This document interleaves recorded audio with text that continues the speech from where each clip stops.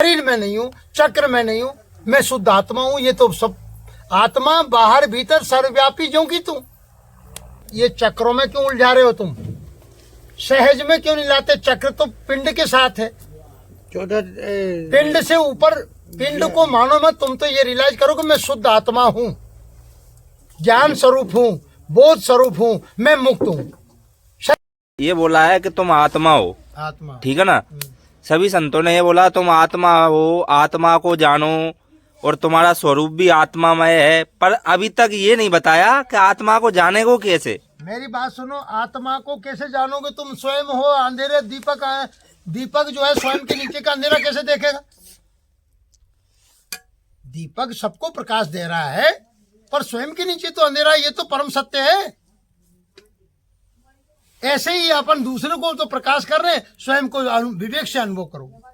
उमा कहूं मैं अनुभव अपना, सत्य हरि भजन जगत सब सपना।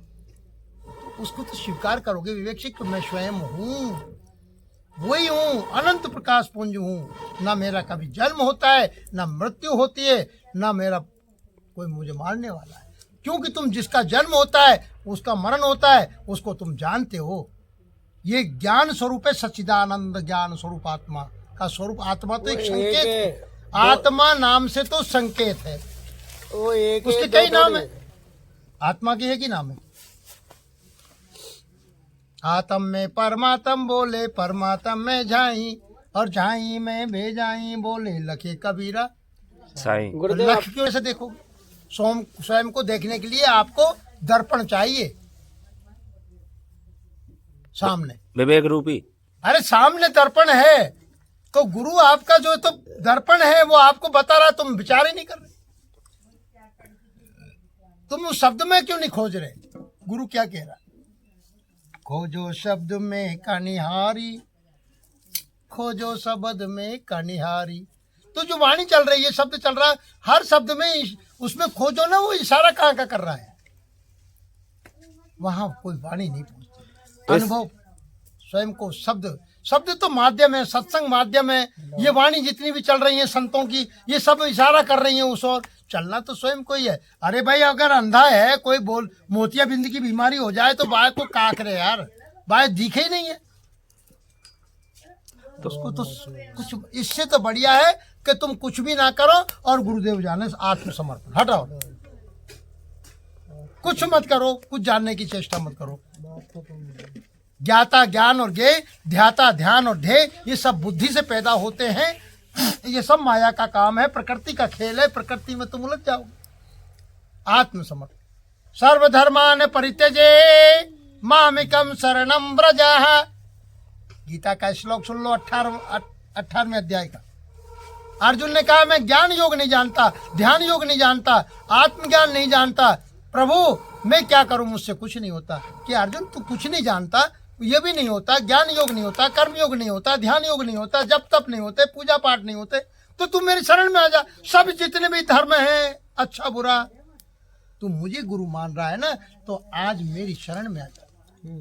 बस हटाओ। बाबा जी हमारे राधा स्वामी ये कहते हैं, भजन तो जितना बन जाए कर लेना, बाकी सेवा देते रहो। कि गुरु के पीछे परमात्मा छुपा हुआ होता है।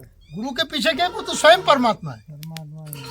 आत्म में परमात्म बोले, परमात्म में झाई, और झाई बे झाई बोले लखे कबीरा। ये कबीरा काया वीर कबीर। कक्का से काया बनी, बब्बा बना शरीर, रर्रा सब में रमरा, फिर आपे आप कबीर। कहा नहीं है? गुरुदेव एक बात पूछ रहा हूँ। हाँ जी। जैसे अपने मतलब सब बताते हैं कि सब करवाने वाला कोई और है, करने वाला कोई और है, और जो हो रहा है वो सब आप देखो, कोई दिक्कत नहीं है। आप देखो तो अगर आदमी फिर ज्यादा कुछ करे ही नहीं, अपने आप ही होता रहेगा। एक मिनट सुनो, प्रकृति एक मिनट सुनो, प्रकृति ऑटोमेटिक करवा रही है तुमसे।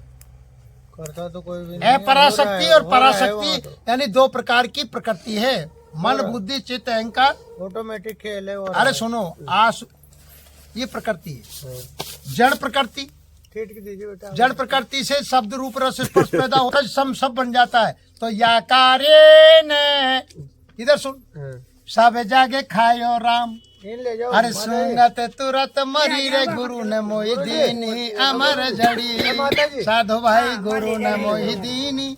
अमर जड़ी। अब वो अमर जड़ी तो तुम्हें दे रहे हैं गुरुदेव, बाकी तुम्हारा मन तुम्हारे काबू में नहीं है। जय हो सत्य वचन। तुम्हारा काल, तुम्हारा शत्रु, ये कुंडली मार के मस्तक पे बैठा है, 5 तत्व 25 प्रकृति, ये सब रचना काल की। आप कम से कम जो कर्म करने जा रहे हो तो पहले शरीर से जाने से पहले विचार करो, हे गुरुदेव आप कृपा करो। तो गायत्री मंत्र का मतलब क्या है? गायत्री मंत्र बोलना तो आपने प्रार्थना करी, उस प्राण स्वरूप दुखनाशक सुख स्वरूप श्रेष्ठ तेजस्वी पापनाशक देव स्वरूप परमपिता परमात्मा को हम अपने हृदय में धारण करते हैं। वो परमात्मा हमको सद्बुद्धि दे, अंतःकरण में धारण करते हैं, सन्मार्ग में प्रेरित करे। यही है ना उसका सन्मार्ग का मतलब सत्य रास्ते। गुरुदेव जो नवजात शिशु होता है, जैसे बोलना नहीं आता, हाँ, वो किसको बचता होगा? वो भी किसको वो बचता सुमरन होगा? चलता रहता है। वो धीरे धीरे जीव जो है बाहर मुखी होता जा रहा है, बाहर मुक्ति होता जाता है। अन्न जल जैसे खाता है उसके संस्कार पलटते हैं, वो माँ को पहचानने लगता है, फिर बाहर की उसकी चीजों को देखता है। ये शब्द तो उसके बाद में बनेंगे ना। अरे शब्द तो जब तालुआ पैक हो जाएगा, हड्डी आ जाएगी, जब बनेगा। आकाश था तो यहाँ लपक झपक कर रहा है, छिद्र है। अन्न खाएगा जब जाके उस पे हड्डी धीरे धीरे बढ़ेगी और वो पूरी हो जाएगी। नहीं तो माँ कई बच्चे शिशु होते हैं नवजात, नहीं तो ऐसे जो ऐसे एक झटके डेढ़ साल यार का, जब 2 तक साल वो तालु वो पर्दा फिर ठोस होता है, हड्डी आती जब शब्द उच्चारण होता है। बात कभी साइंटिफिक, तुम भी तो अकल लगाए तो। उसके पहले तो इसके पहले क्यों नहीं बोलता?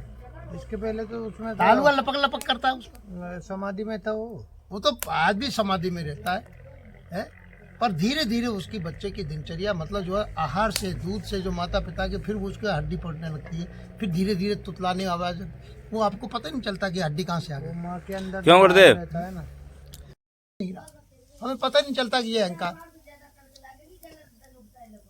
कामी क्रोधी लालची इनसे भक्ति न होए, हर भक्ति करे कोई सूरमा, जाति वर्ण कुल खोए। अब जाति वर्ण कुल खो का मतलब है अहंकार से रहित। मैं फलाना जाति का हूँ, मैं फलानी मेरी ये, फलाना ये। तो ये सूक्ष्म से घुसता है अहम चित्त के अंदर। काम क्रोध मद लोभ और अहंकार, ये 5 शत्रु हैं हमारे। दया क्षमा शील संतोष और धैर्य और सत्य, इसका अमृत पान करो।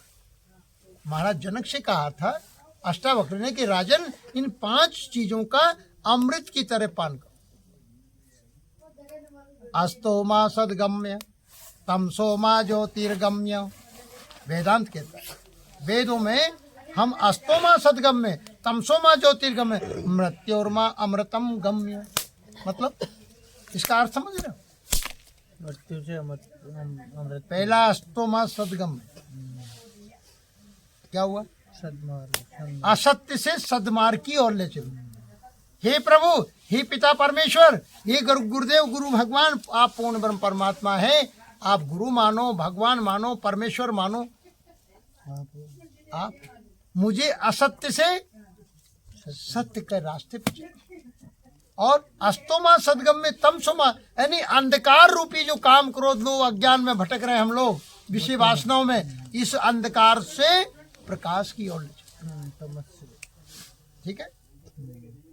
अस्तोमा सदगम्य तमसोमा ज्योति, और मृत्योर्मा अमृतम गम्य, जो मृत्यु से अमृत की ओर ले चलो। अब मृत्यु की ओर कौन ले जाता है और अमृत की ओर कौन ले जाएगा? दया होगी, क्षमा होगी, शीलवान होगे, संतोषी होगे और सत्य हो, धारण कर लो। हाँ, दया अर्जुन, ये यही है 5 चीज।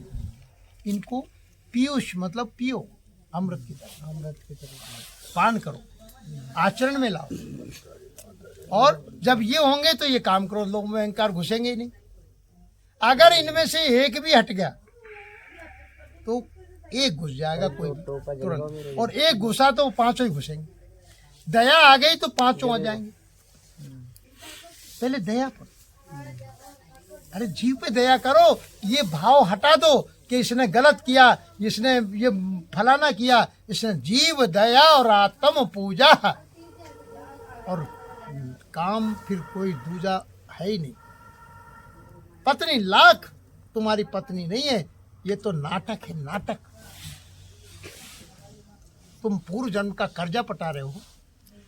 प्रारब्ध पहले रचा, पीछे रचा शरीर, निज माता की कुचन में रचना का प्रभु चीर है। ये प्रारब्ध है। और कब तुम्हारा संचित कर्म, क्रियमाण कर्म और प्रारब्ध कर्म, ये तीन तो है इसी। प्रारब्ध से तो आपको पत्नी मिली, शरीर मिला, माता पिता मिले। किसी ने पूछा है, ये है मर्जी कि बाबा जी मेरा प्रश्न है कि 11वां द्वार जो तीसरा तिल है वो क्या है? इसमें क्यों नहीं लाते? चक्र तो पिंड के साथ है। 14 पिंड से ऊपर, पिंड को मानो मत, तुम तो ये रियलाइज करो कि मैं शुद्ध आत्मा हूँ, ज्ञान स्वरूप हूँ, बोध स्वरूप हूँ, मैं मुक्त हूँ, शरीर में नहीं हूँ, चक्र में नहीं हूँ, मैं शुद्ध आत्मा हूँ। ये तो सब आत्मा बाहर भीतर सर्वव्यापी ज्यों की तू।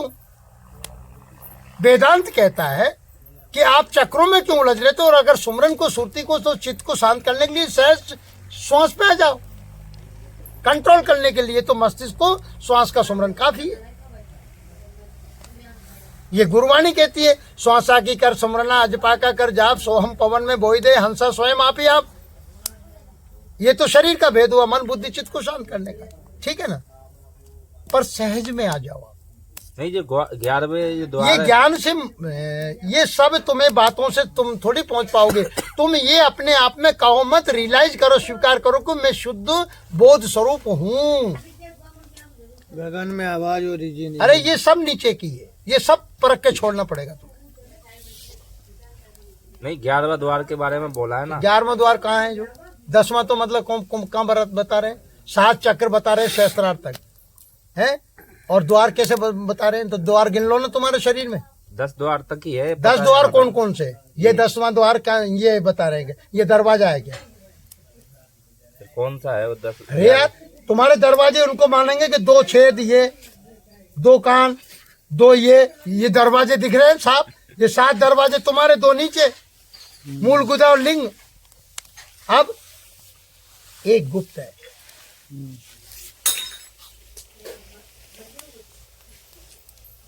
नाभि का, ये पहले गर्भ में यहीं से था, फिर श्वास नहीं थी। तो कितने हो गए? एक इसको भी गिन लेते हैं, बात समझ रहे? नाभि केंद्र को भी गिन लेते हैं। पर हमारे समय समय पर ये दरवाजे खुलते और बंद होते हैं। ये कौन से? 7 तो ये सप्त मात्रिका बोलते हो तुम। 2 कान, 2 आंख छिद्र, 2 नासिका छिद्र, 1 मुख, और गुप्त लिंग और मल द्वार। ये समय समय पर बंद होते हैं, समय खुलते हैं कि नहीं खुलते? तो गिनने में कितने आएंगे दरवाजे? 9 तो दिख रहे हैं ना। अब एक और ढूंढ लो। ये तो चक्र है, सहस्त्रार्थ तो। और ये क्या है? चोटी का स्थान, द्वार। तो ये भी द्वार नहीं है क्या?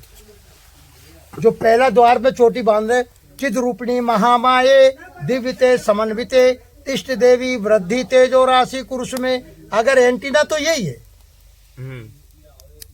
है? इसको क्यों भारतीय सनातन धर्म तो भूलता ही नहीं।